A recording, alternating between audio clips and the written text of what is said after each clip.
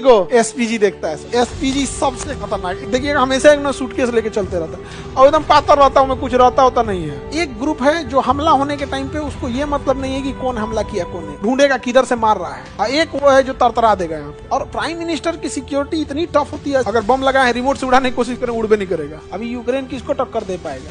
पहले अपन सीधा तो ऐसा नहीं बैल है सब ना, कहीं को चल आता है सब ना, हिया मारने चल आता है सब। किसी देश के प्रधानमंत्री पर हमला, उस देश पर हमला होता है तो प्रधानमंत्री हो जाए राष्ट्रपति की सुरक्षा के लिए, NSG, national security guards, NSG, इन्हें ब्लैक कैट कमांडो भी कहते हैं।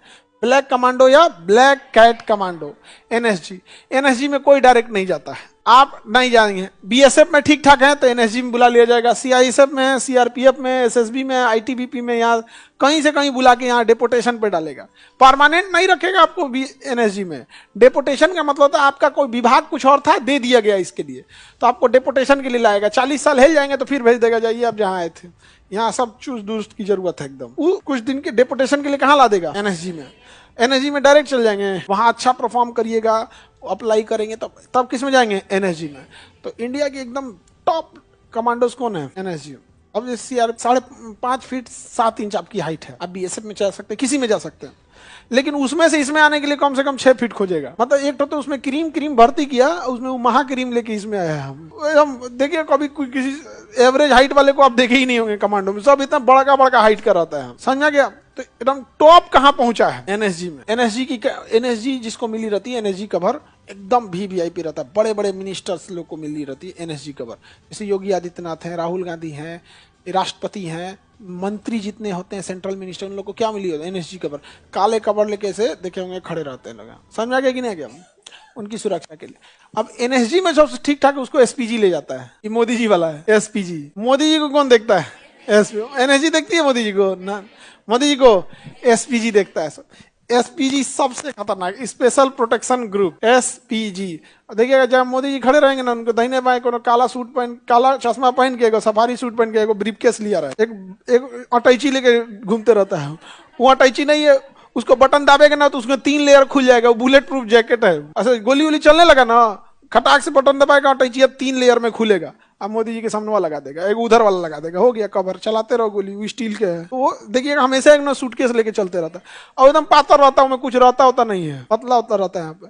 तो उसमें ना अलग टाइप के होते हैं। एसपीजी का कोई स्ट्रक्चर बाहर नहीं है और ना ही बताना चाहिए, लेकिन थोड़ा बहुत है क्या कि उसमें ना एक ग्रुप है जो हमला होने के टाइम पे उसको ये मतलब नहीं है कि कौन हमला किया कौन नहीं। एक ग्रुप ऐसा है जो अटैची लेके घूम रहा है, वो मोदी जी को कवर दे देगा। एक ग्रुप ऐसा है जो ढूंढेगा किधर से मार रहा है, और एक वो है जो तरतरा देगा यहाँ पे, एकदम पूरा व्यवस्थित करके रख देगा यहाँ पे। एकदम एसपीजी होती है यहाँ पर। इसमें कितने कमांडो होते हैं भाई साहब? इसकी कोई गिनती आज तक किसी को नहीं पता है, किसी को कुछ नहीं पता है। सबसे टॉप सिक्योरिटी एसपीजी। वो काला चश्मा पहने रहते हैं सब, वो इधर मुंह, जैसे उनको इधर देखना है ना तो मुड़िया इधर घुमा लेंगे, आंखिया से इधर देखेंगे, इसलिए काला पहनते हैं सब। इधरिया वाला अपने डराई लेके हमरा देख रहा है, देख तो रहेगा, इसको देखना होगा इधर ना तो इधर घूम जाएगा। अलग टाइप का होता है। और काला चश्मा पहने आपको एक साथ डबल को क्या कर दिया, कवर कर दिया, तो उनका अलग लेवल का होता है। और प्राइम मिनिस्टर की सिक्योरिटी इतनी टफ होती है, ऐसे थोड़ी देख सकते हैं। अब कहीं पे भी अगर प्राइम मिनिस्टर रहेंगे, यहाँ पे पीएम यहाँ पे अगर खड़े हैं तो इसके चारों ओर कवर कौन दिया है? एसपीजी। इसके बाद का जो कवर रहेगा ना एनएसजी का है, एनएसजी। इसके बाद का जो कवर रहेगा जेड प्लस, सीआरपीएफ का जेड प्लस, सीआरपीएफ का जेड, सीआरपीएफ यहाँ पर ये हो गए आपके जेड प्लस। इतना भयानक। इसके बाद आपका रहेगा स्टेट कमांडो, जैसे बिहार पुलिस, बिहार में आएंगे तो बिहार पुलिस के कमांडो होंगे, इसके बाहर रहेंगे यहाँ पर।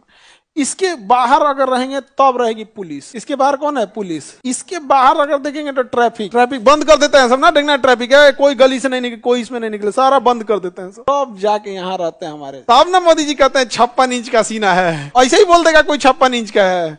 और देश की सुरक्षा जरूरी भी है। देश की सुरक्षा भाई, उस व्यक्ति के, किसी देश के प्रधानमंत्री पर हमला, उस देश पर हमला होता है, इनकी सुरक्षा जितना हो सके।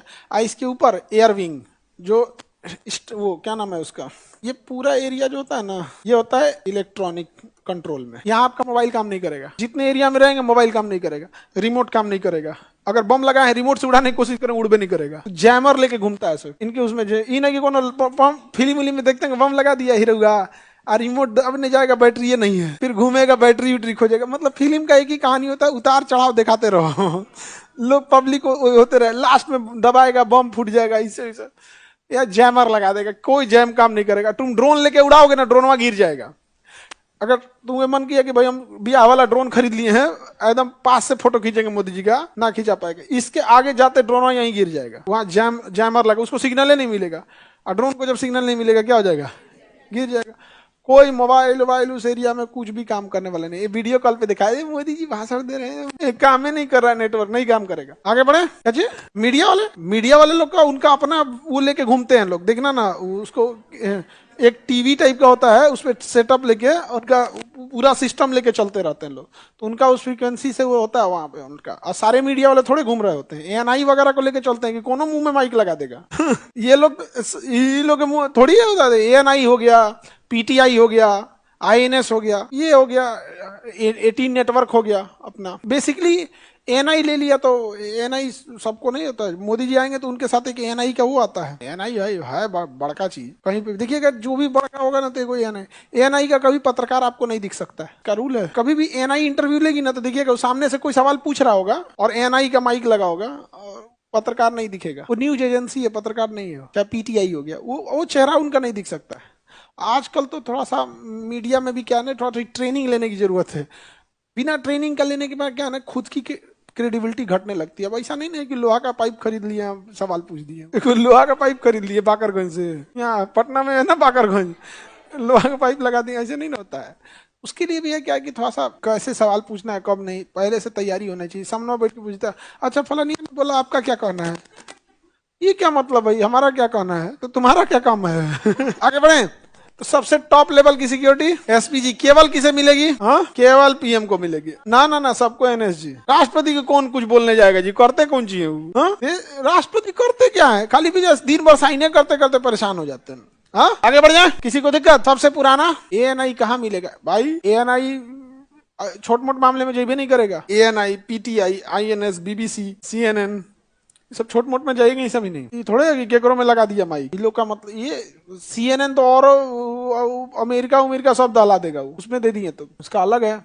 बीबीसी भी ठीक है, बीबीसी का पूरा ऑल ग्लोबल कवर करता है। अगर बीबीसी इंग्लिश उठा लिया तो ग्लोबल लेके चला जाएगा। सबका अलग अलग है। एक दिन वो फ्रांस वाला आया था, उसका यूरोप में है तगड़ा पकड़, बीच में फिर आया था एक ब्रिटेन से। रेजिमेंट ग्रुप एक तरह का होता है फौज में, कोई जरूरी नहीं कि कम्युनिटी पे हो। जैसे सिख रेजिमेंट है ना, तो सिख होते हैं उसमें यहाँ पे, लेकिन इसका कोई जरूरी नहीं कि हर जाति का हो। अंग्रेजों ने बनाया था उसे। अब अलग अलग डिपार्टमेंट में कुछ कॉन्फिडेंशियल है, कुछ ये है, क्योंकि आर्मी हर चीज तो अपना करेगी नहीं, लेकिन 12-13 ऐसे अलग है। लेकिन जो आप जाति के नाम पे पूछ रहे हैं ना, जैसे सिख रेजिमेंट है, मराठा रेजिमेंट है, सिख लाइट इन्फेंट्री है, तो ये बिहार रेजिमेंट है। तो ये जो बैठिए जो जातियों के नाम पे रेजिमेंट है ना, ये अंग्रेजों के टाइम पे चलते आ रहे थे।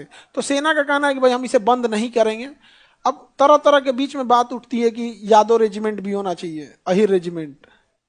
उनका कहना भी गलत नहीं है, मारधार में कहाँ पीछे है भाई, युद्ध होगा तो ये अकेले लाहौर और सब लेके चलाएंगे यहाँ पे। तो इनका कहना है कि भाई राजपूत रेजिमेंट है तो हम यादव रेजिमेंट मांग रहे हैं, तो क्या गलत कर रहे हैं, क्या हम लोग लड़ने में पीछे हैं? भाई हकीकत बात है कि लड़ने में तो पीछे नहीं है। पहले क्या था, जब अंग्रेज थे आज से 200-250 साल पहले, तो लड़ाई एक जाति विशेष तक ही सीमित थी, तो उन्होंने बनाया था। तो सेना का कहना है कि अगर हम जाति विशेष पे नया गठन करने लगेंगे तो फिर हर जाति का अपना अपना, सेना में तो कोई ऐसा नहीं ना कि किसी एक ही जाति के लोग हैं, हर जाति हर धर्म के लोग हैं सेना में। तो थोड़ा सा ये चीजें कंट्रोवर्शियल हो जाती, समझ में आएगी नहीं आएगा। अब उनका कहना है कि तो फिर बाकी सबको एक जैसा कर दीजिए। अब इतना दिन से नहीं किए तो हम कैसे खत्म कर देंगे अभी अचानक से? सबका सिंबल आ चुका है, सबका कुछ आ चुका है, वो है। हालांकि हर जाति के हिसाब से ये ग्रेनेड, पहले क्या था ना कि बम फेंकने वाला ना, ग्रेनेड फेंकने वाला अलग आते थे, सब लंबे हाइट के रहने चाहिए, तब जाके वो ग्रेनेड फेंकेगा तोप टैंक को उड़ाने के लिए। तो वो रेजिमेंट का नाम रख दिया ग्रेनेडियर। अभी ग्रेनेडियर बहुत सारे हैं लोग हैं, अब तो नॉर्मल आदमी भी ग्रेनेडियर अब तो गन से मारता है। तो ये सबका अपना अपना सेना का अलग अलग रूल रहेगा। ये समझ में आ गया? किसी को इसमें प्रॉब्लम? ऐसा नहीं, बैल है सब ना, कोई को चल आता है सब ना, हिया मारने चल आता है सब, एक ट्रैफिक वाला मार के भगा देगा, जाता है कहाँ मारने, एकदम मतलब युद्ध हो सकता। अगर किसी बड़े देश के पीएम पे हमला हो गया ना, और अगर हमला बाहर से हुआ ना, तो तृतीय विश्व युद्ध की चिंगारी हो जाएगी। प्रथम विश्व युद्ध याद कीजिए, यही कारण था। ऑस्ट्रिया के राजकुमार फर्डिनेंड की हत्या सेरेजो में कर दी गई थी, अब प्रथम विश्व युद्ध हो गया था। और अगर ऐसा हुआ ना तो तृतीय विश्व युद्ध कौन देश बर्दाश्त करेगा जी? कभी नहीं कोई बर्दाश्त करने वाला है। इसलिए इतनी सिक्योरिटी रखनी भी जरूरी है। तो कई बार क्या होता है ना कि जो जासूस होते हैं सब ना, ये युद्ध करवा देते हैं सब। अब जैसे मान के चलिए कोई जासूस है और चाइना का जासूस है, वो भारत को कमजोर करना चाहेगा, पाकिस्तान के किसी पीएम पे हमला करा देगा, और जो हथियार का यूज करेगा वो इंडियन होगा, जिसे गोली चलाने के लिए पैसा देगा उसका कहीं ना कहीं इंडिया से कनेक्शन दिखा देगा, जो चलाएगा उसके जेब में इंडिया का पैसा रख देगा, इंडिया का सिम रख देगा। क्या जाता है उसको? इंडियन भले नहीं है लेकिन चलाया, पासपोर्ट रख दिया इंडिया का, सिम रख दिया इंडिया का। और जासूस होते हैं उसका अरबों खरबों रुपया होता है। इंडिया में किसी को 2 करोड़ देगा, धाए दे उसका फर्जी आधार कार्ड बना देगा। 2 करोड़ में तो उसको भारत का विधायक घोषित कर देगा। उसको फर्जी आधार का तो एक जासूस के लिए बजट कोई मायने नहीं रखता है, जितना भी खर्चा कर, तो वो जो चलाएगा उसके पास एक इंडिया का आधार कार्ड घोषित कर देगा, पासबुक बना देगा। बैंक में, प्राइवेट बैंक में जाके कहिएगा हमको 1 करोड़ रुपया जमा करना है, तो कहेगा आधार कार्ड बाद में दीजिएगा। खोल यार खोल, पैसा वालों का प्राइवेट में बड़ी इज्जत है।